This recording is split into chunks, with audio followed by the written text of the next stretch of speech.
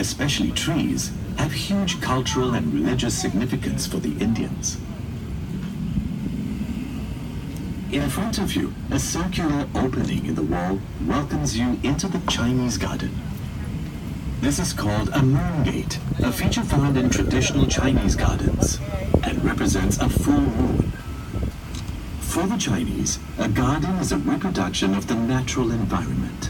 That's why features like ponds and boulders are common in classical Chinese gardens. A rock represents a mountain, and water stands for rivers and waterfalls.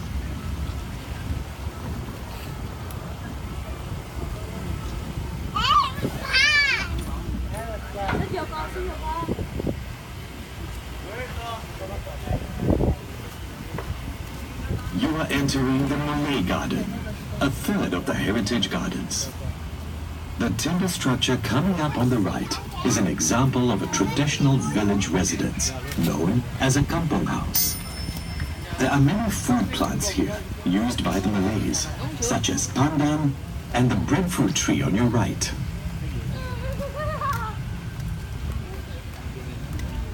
Check out the mighty super trees on your left.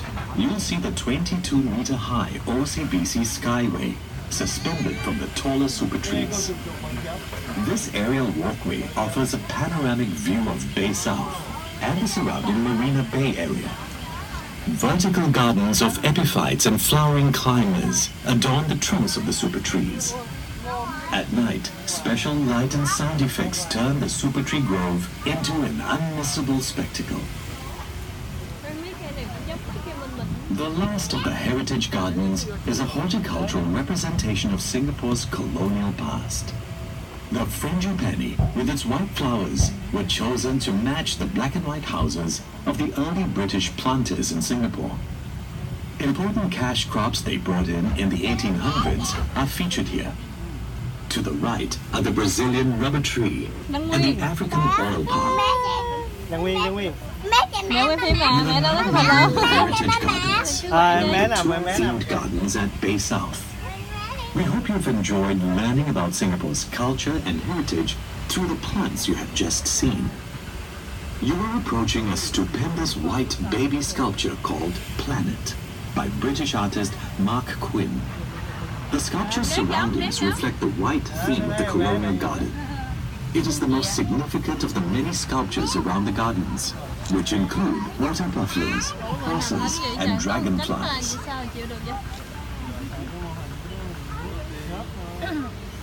You are now making your way into the Meadow, a living green space in the heart of the new downtown. This is the largest gardens event venue in Singapore, able to accommodate 15,000 people. For better acoustics, you will notice that the concert space is shaped like a bowl.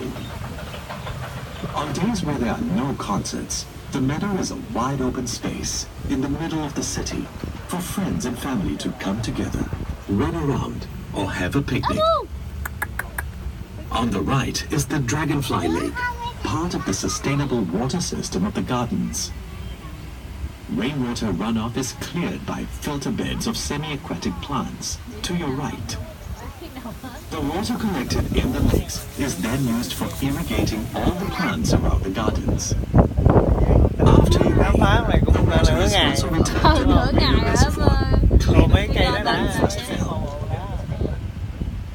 Look to the right and you will see a grove of kaya trees.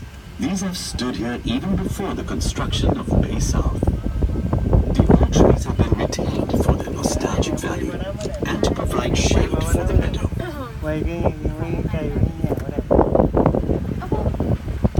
Singapore's location on the equator bestows upon it perpetual summer and high rainfall and rich flora and fauna. These are the threads that have been woven to create a city in a garden. Gardens by the Bay epitomizes this vision through community event spaces such as the Meadow and the living vertical garden that is the Super Tree Grove up ahead.